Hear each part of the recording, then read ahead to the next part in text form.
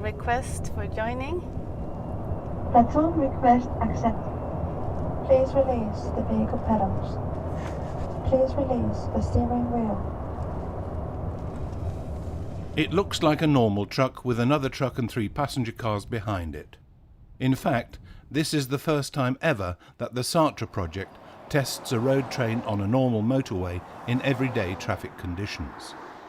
I think it's really impressive. I think we've spent the last 2.5 years developing a demonstrator, and to be able to get that out onto the public highway and show it will actually work is really, really impressive. I'm very pleased.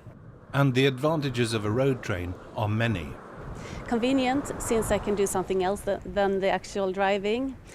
Safe, since the system will take care of the driving, it will eliminate the human errors. And then fuel efficient, since we use a minor gap size between the vehicles, we will reduce air drag and thereby fuel consumption. The aim of this test just outside Barcelona is to acquire more experience and knowledge about how a vehicle platoon, in convoy, where a lead vehicle with a professional driver who both steers and wirelessly communicates with 4 vehicles behind him, actually works in practice in normal traffic amongst normal motorists. And it's easy to see the numerous advantages of not having to steer, accelerate and brake yourself. It's quite fun to see the passing vehicles. They're quite surprised seeing me not driving the car but reading a magazine. They will bend back and see, is she actually not driving?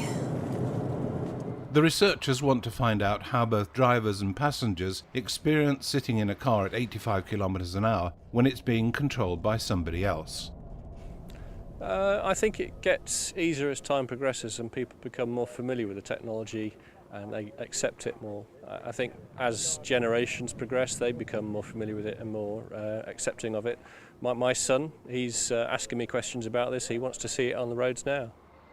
Within the SARTRE project, which stands for Safe Road Trains for the Environment, a 3-year-old EU project being run by 7 collaborating partners, including the Volvo Car Corporation, they all see the test here in Spain as a very important milestone where a great deal has been learned.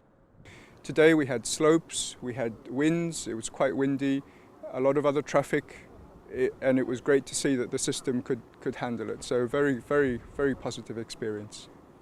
Although the researchers now know that the technology works, it will be a major step forward to ensure that legislation and insurance companies across Europe agree that this is one of the ways forward to increase road safety and reduce fuel consumption.